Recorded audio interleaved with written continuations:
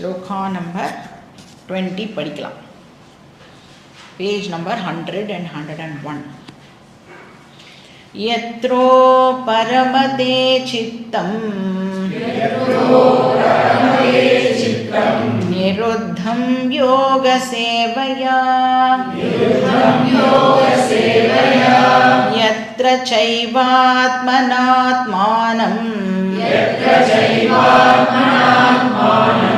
பஷ்யன்னாத்மனி துஷ்யதி.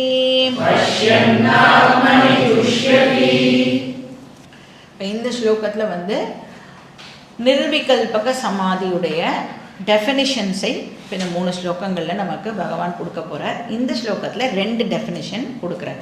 Last கிளாஸில் நம்ம பார்த்தோம் இல்லையா, நிர்விகல்பக சமாதியுடைய டிஃப்ரெண்ட் டெஃபினிஷன்ஸை கிருஷ்ணர் வந்து கொடுக்க போகிறார் அப்படின்னு பார்த்தோம். அதில் 20வது ஸ்லோகத்தில் அதோடைய 2 டெஃபினிஷன் கொடுக்குறார். ஃபஸ்ட்டு வந்து சித்த உபரமணம் அப்படின்னு சொல்கிறார். உபரமணம் அப்படின்னு சொன்னால் டோட்டல் ரிலாக்ஸேஷன், மைண்டுடைய டோட்டல் ரிலாக்ஸேஷன். ஸோ மைண்டு வந்து டோட்டலாக ரிலாக்ஸ்டாக இருந்ததுன்னா அதை வந்து நாம் சமாதி அப்படின்னு சொல்கிறோம். ட்ராங்குவிலிட்டி எல்லாம் சொல்லுவோம்ல. சமாதிஹி யஸ்மின் சஹ சமாதி. சமா அப்படின்னா ஈக்வானிமஸ்,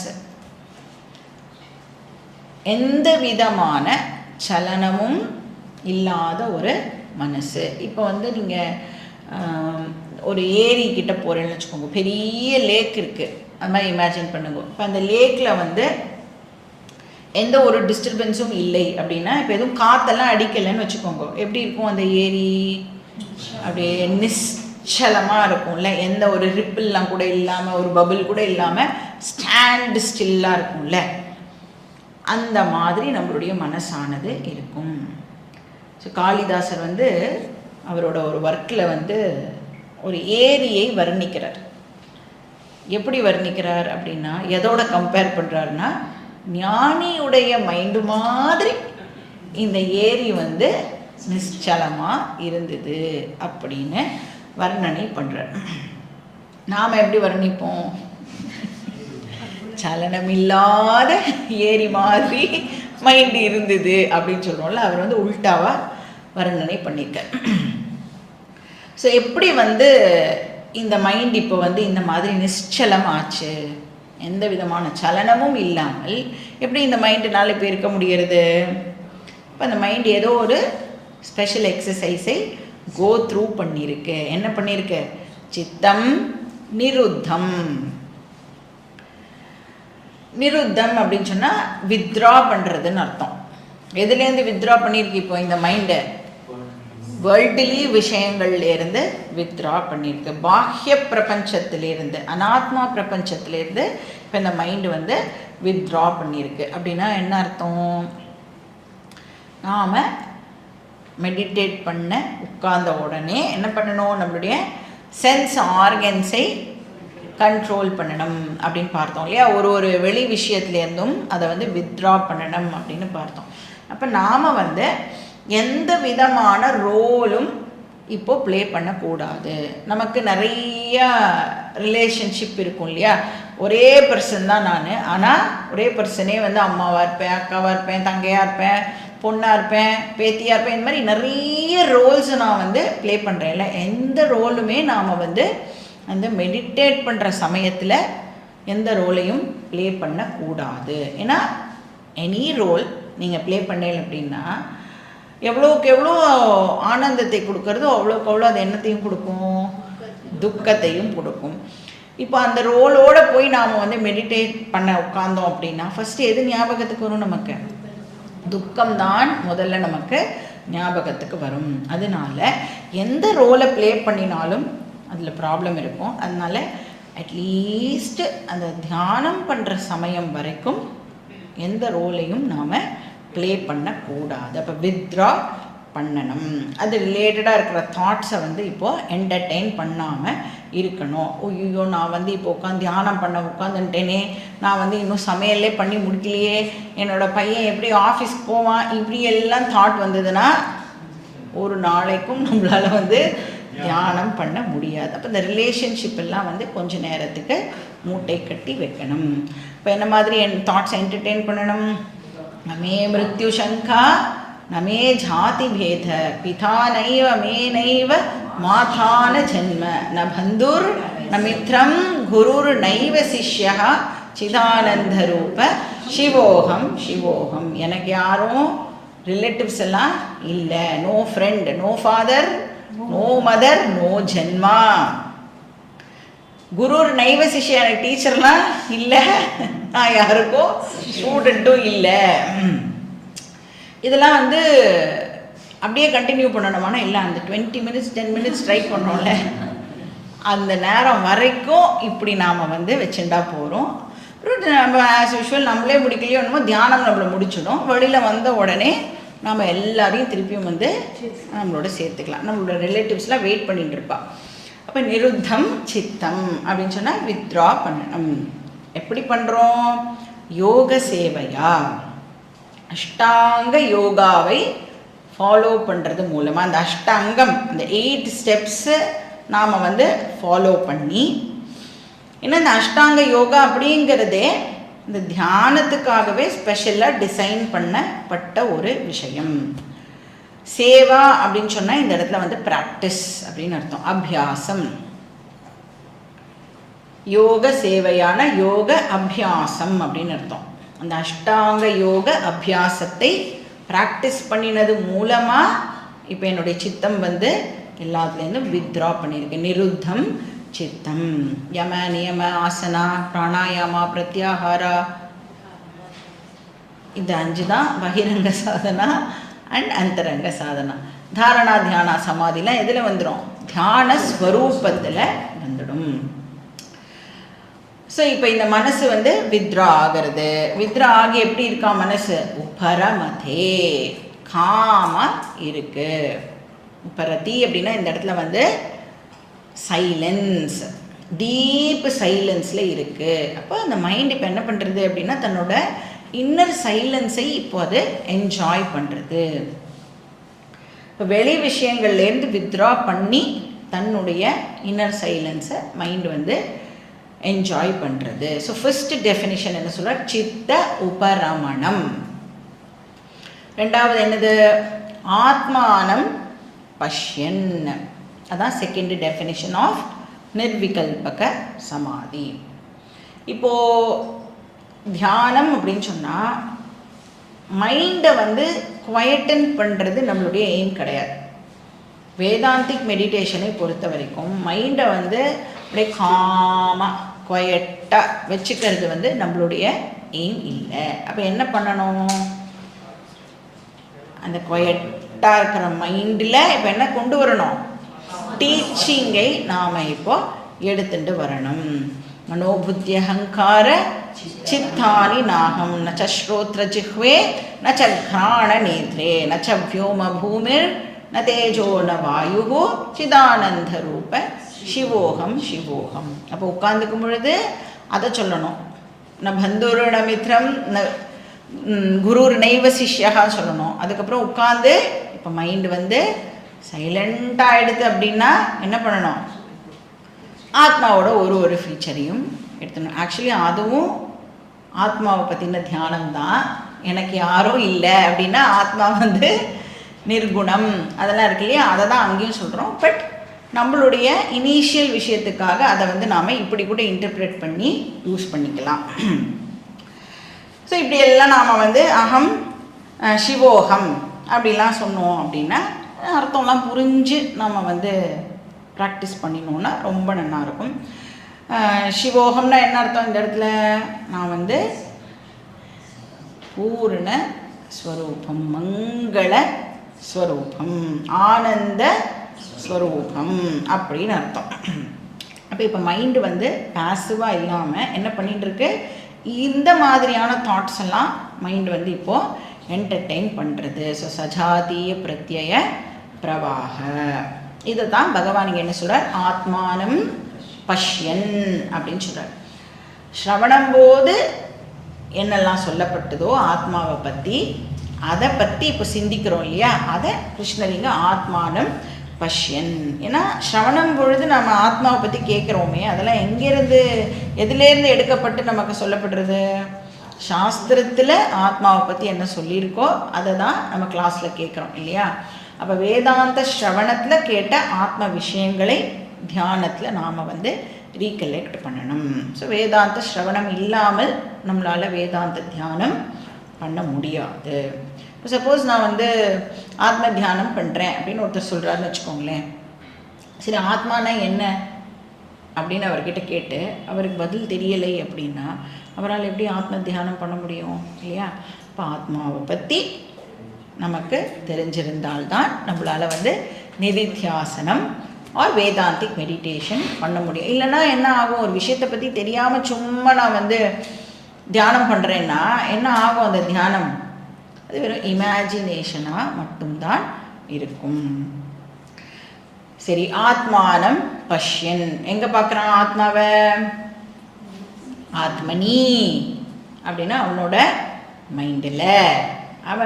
மைண்டில் ஆத்மா ரிலேட்டட் தாட்ஸை அவன் என்டர்டெயின் பண்ணுறதை கிருஷ்ணர் இங்கே ஆத்மானம் பஷ்யன் அப்படின்னு சொல்கிறார். ஆத்மாவை பற்றின டீச்சிங்கை அவன் ரீகலெக்ட் பண்ணுறான். அப்போ ஸ்ரவணம் பொழுது என்ன நடக்கணும் அப்படின்னா ரெக்கார்டிங் நடக்கணும். அப்போது வேதாந்திக் மெடிடேஷன் பொழுது ரெக்கார்ட் பண்ணின விஷயத்தை நாம் ப்ளே பண்ணி பார்க்கணும். ரெக்கார்டிங்கே நடக்கலைன்னா நம்மளால் ப்ளே பண்ண முடியாது. இப்போ நீங்கள் கிளாஸில் இப்போ இன்றைக்கி கேட்குற விஷயத்த வீட்டுக்கு போனதுக்கப்புறமா திடீர்னு உங்களுக்கு ஞாபகம் வருதுன்னு வச்சுக்கோங்களேன். ஞாபகம் வந்தவுடன் நீங்கள் அதுக்காக கொஞ்சம் டைம் கொடுத்து சரி என்ன இன்றைக்கி சொன்னால் நம்ம ஞாபகப்படுத்தி பார்க்கலான்னு ஒரு 5 minutes நீங்கள் ஸ்பெண்ட் பண்ணால் கூட அது ரிகலெக்ஷன் தான் இல்லையா? அது நாம் வேதாந்திக் மெடிடேஷன் அப்படின்னு சொல்லலாம். இப்போ இந்த தியானத்தை கண்ணை மூடிட்டு பண்ணணுமா கண்ணை திறந்துட்டு பண்ணலாமா? எப்படி வேணாலும் பண்ணலாம். ஆனால் ஆத்மாவை பற்றின தாட்ஸு நம்மளுடைய மைண்டில் வருதா அப்படிங்கிறத மட்டும் செக் பண்ணணும். இப்போ கண்ணை மூடின்னு பண்ண சொன்னாலா கண்ணை திறந்துன்னு பண்ண சொன்னாலா அது ஞாபகம் வந்ததுன்னா அதுக்கு பேர் வேதாந்திக் மெடிடேஷன் இல்லை. ஸோ ஆத்மானம் அப்படின்னா இந்த இடத்துல ஆத்மான்னு அர்த்தம், ஆத்மனி அப்படின்னா மைண்டுன்னு அர்த்தம், ஆத்மனா அப்படின்னா வித் த ஹெல்ப் ஆஃப் மைண்டுன்னு அர்த்தம். ஆத்மனினா இந்த மைண்டு, ஆத்மனானா with the help of mind. இப்போ தாட்ஸ் எல்லாம் இன்வால்வ் ஆகிறதுனால மைண்டோட ஹெல்ப் இல்லாமல் நம்மளால் மெடிடேஷன் பண்ண முடியுமா? தாட்ஸ் அப்படின்னு சொல்லிட்டாலே நமக்கு மைண்டோட ஹெல்ப்பு தேவை. ஸோ இங்கே ஆத்மானம் பஷ்யன் அப்படின்னு சொன்னால் ஆத்மாவை அவன் பற்றின விஷயத்தை அவன் ரீகலெக்ட் பண்ணுறான். ஸோ ஆத்மா மைண்டில் எப்படி இருக்கு? நம்மளோட மைண்டில் ஏற்படுற தாட்ஸுக்கு எல்லாம் அது விட்னஸாக இருக்குது. சாட்சி சைத்தன்ய ரூபேன அந்த கரணே ஆத்மானம். ஸோ செகண்ட் டெஃபினிஷன் ஆத்ம தரிசனம். சமாதி அப்படின்னு சொன்னால் செகண்ட் டெஃபினிஷன் ஆத்ம தரிசனம். சரி, இதனால் என்ன அட்வான்டேஜ்? ஸ்ரவணம் போது நான் என்ன கேட்டேனோ அந்த விஷயத்தை ரிகலெக்ட் பண்ணுறது மூலமாக எனக்கு என்ன பெனிஃபிட்டு கிடைக்கும்? இப்போ உங்கள் வீட்டிலலாம் கிளாக் மாட்டிருப்பேன்ல, நீங்கள் எல்லார் வீட்லேயும் ஜென்ரலாக ஒரு கிளாக் இருக்கும். அந்த கிளாக்கில் ஒரு சத்தம் வரும்ல, அந்த முள் நகர்ந்ததுன்னா செகண்ட்ஸுக்கு டிக் டிக்குன்னு ஒரு சத்தம் வரும்ல. இப்போ அந்த சத்தம் சாதாரணமாக நம்ம எல்லா வேலையும் பண்ணிட்டு இருக்கும்போது நம்ம காதில் விழுமா? சரி, இப்போ கிளாக் ஓடலையா? கிளாக் ஓடின்னு தான் இருக்குது, ஆனால் நம்மளால் அந்த சத்தத்தை ரெக்கக்னைஸ் பண்ண முடியல. ஏன்? அதோட எனக்கு நிறைய இம்பார்ட்டண்ட் விஷயங்கள்லாம் இருக்குது, நிறைய டிஸ்ட்ராக்ஷன்ஸ் எனக்கு இருக்குது. பட் அந்த கிளாக்குடைய டிக் டிக் சத்தம் எப்போ நல்லா கேட்கும் நமக்கு?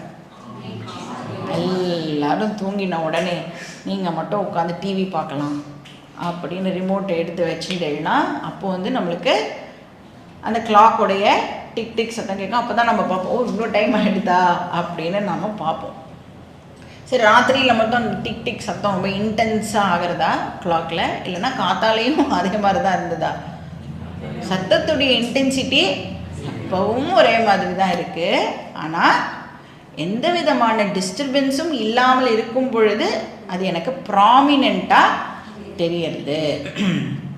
அது மாதிரி வேதாந்திக் மெடிடேஷன் இருக்கே, அந்த நிதித்தியாசனம் அப்படின்னு சொல்கிறோமே, அதோடைய அட்வான்டேஜ் என்னது? நான் என்ன பண்ணுறேன் வேதாந்திக் மெடிடேஷன் சமயத்தில்? பாக்கி எல்லா டிஸ்டர்பன்ஸஸையும் ரிமூவ் பண்ணுறேன். எப்படி கிளாக்குடைய டிக் டிக் சத்தம் பாக்கி நாய்ஸ்லாம் இருக்கும் பொழுது எனக்கு ப்ராமினெண்ட்டாக கேட்கல இல்லையா? நாய்ஸ் எல்லாம் ரிமூவ் பண்ண உடனே எனக்கு அந்த சத்தம் கேட்கறது. அது மாதிரி என்னுடைய மற்ற டிஸ்ட்ராக்ஷன்ஸ் எல்லாத்தையும் ஒன்று ஒன்றா நான் ரிமூவ் பண்ணின உடனே அந்த நாய்ஸை ரிமூவ் பண்ணி நான் இப்போ டீச்சிங்கை அந்த இடத்துல கொண்டு வரேன். அப்போ அந்த டீச்சிங் எனக்கு இம்பேக்டை கொடுக்குமா கொடுக்காதா? It will definitely give more impact. Silent மைண்டில் அந்த டீச்சிங்னால் பெரிய இம்பேக்டை க்ரியேட் பண்ண முடியும். அப்போ டீச்சிங் இன்னும் ஸ்ட்ராங் ஆகிறது, இன்டர்னலைசேஷன் அந்த இடத்துல நடக்கிறது. அந்த விஷயம் நம்மளுடைய ஆழ் மனசுக்குள்ளே போகிறதுக்கு அந்த வேதாந்திக் மெடிடேஷன் நமக்கு ஹெல்ப் பண்ணுறது. இப்போ எங்கே இருக்குது? எல்லாம் இன்ஃபர்மேஷனாக என்னோடய மைண்டில் மேலோட்டமாக இங்கே ஒன்று அங்கே ஒன்றா இருக்குது. நான் ஸ்பெசிஃபிக்காக இதுக்காக டைம் ஒதுக்கி மற்ற விஷயங்கள் எல்லாம் டிஸ்ட்ராக்ஷன்ஸ் எல்லாம் வெளியில் அமுச்சிட்டு டீச்சிங்கை இன்னொரு வாட்டி நான் திருப்பியும் ரிகலெக்ட் பண்ணும் பொழுது அது நன்னா போய் என்னுடைய மனசில் ஸ்திரமாக இந்த விஷயம் உட்காரது. ஸோ வேதாந்திக் மெடிடேஷன் நம்மளுக்கு இன்டர்னலைஸ் பண்ணுறதுக்கு ஹெல்ப் பண்ணுறது. இன்ஃபர்மேஷனாக அவைலபிளாக இருக்கிற விஷயத்தை ட்ரான்ஸ்ஃபர்மேஷனாக ஆக்கிறதுக்கு வேதாந்திக் மெடிடேஷன் நமக்கு ஹெல்ப் பண்ணுறது. இப்போ இந்த ஞானம் அப்படின்னு சொல்கிறோமே, எப்போ இந்த ஞானம் நமக்கு கிடைக்கிறது? ஆக்சுவலாக எப்போ நமக்கு ஞானமானது கிடைக்கிறது?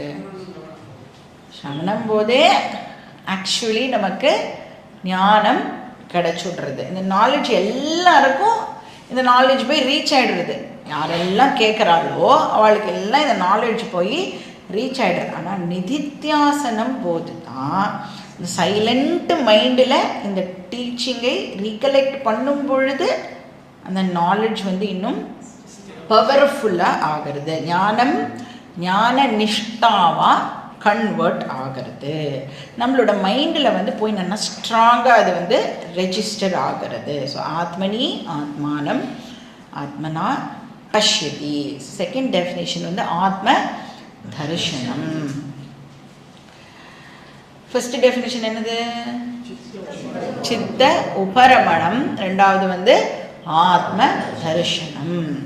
சரி, ஆத்ம தரிசனத்தினால என்ன பெனிஃபிட்டு? துஷ்யதி.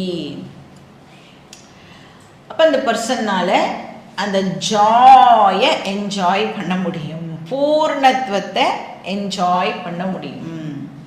இப்போது நான் இந்த மாதிரி சைலண்ட்டாக இருக்கும் பொழுது, சைலண்ட்டாக என்னோடய மைண்ட் இருக்கும் பொழுது நான் நிறைய ரோல்ஸ் ப்ளே பண்ணுறேன்ல, இல்லை ஏதாவது ஒரு ரோலை இன்வோக் பண்ணுறேன்னு வச்சுக்கோங்க. என்னோடய வேர்ல்டுலி பர்சனாலிட்டிஸ்லாம் இருக்குல்ல, அதில் ஏதாவது ஒன்றை எடுத்து நான் இன்வோக் பண்ணினேன் அப்படின்னா என்ன ஆகும்? இப்போ ஃபார் எக்ஸாம்பிள் அம்மா அப்படிங்கிற ரோலை நான் இன்வோக் பண்ணினேன்னா என்னெல்லாம் தாட்ஸ் வரும்?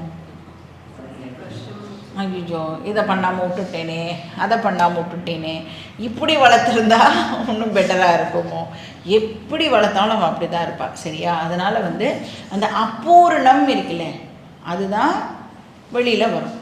எப்போது எனி ரோல் நான் அதை எடுத்து இன்வோக் பண்ணினேன் அப்படின்னு சொன்னால் அந்த ரோலுக்கு இருக்கிற அபூர்ணத்துவம் நமக்கு வெளியில் வரும். ஒரு அப்பா அப்படின்னா, ஐயோ நான் இன்னும் கூட பெட்டராக ஏதாவது பண்ணியிருக்கலாம், என் குழந்தைக்கு நல்லா படிக்க வச்சுருக்கலாம், வேறு காலேஜில் சேர்த்துருக்கலாம், இந்த மாதிரி ஏதாவது ஒரு தாட் வந்துட்டு தான் இருக்கும். அப்போ அப்போது ஒரு குறை அப்படிங்கிறது இன்எவிட்டபிள். நீங்கள் எந்த ரோலை எடுத்துட்டாலும் டெஃபினட்டாக வந்து குறையானது இருக்கத்தான் போடுது. அப்போ எது குறையே இல்லாதது, எது நிர்தோஷம்? நிர்தோஷம் ஹி சமம் பிரம்ம. ஆத்மா மட்டும்தான் எந்த விதமான தோஷமும் இல்லாதது, குறையும் இல்லாதது. அப்போ ஆத்மஸ்வரூபம் மட்டும்தான் குறை இல்லாதது. அப்போ அதை இன்வோக் பண்ணும் பொழுது என்ன ஆகும்? பூர்ணத்துவத்தை நான் ஆக்சுவலாக இன்வோக் பண்ணுறேன். அகம் ஆத்மனஹ ஏவ ஆத்மனா துஷ்டஹா. அதனால ஆத்ம தரிசனம் இருந்தது அப்படின்னு சொன்னால் நேச்சுரலாக நான் பூர்ணத்துவத்தை என்ஜாய் பண்ணுவேன். ஸோ இது செகண்ட் டெஃபினிஷன் ஃபார் நிர்விகல்பக சமாதி.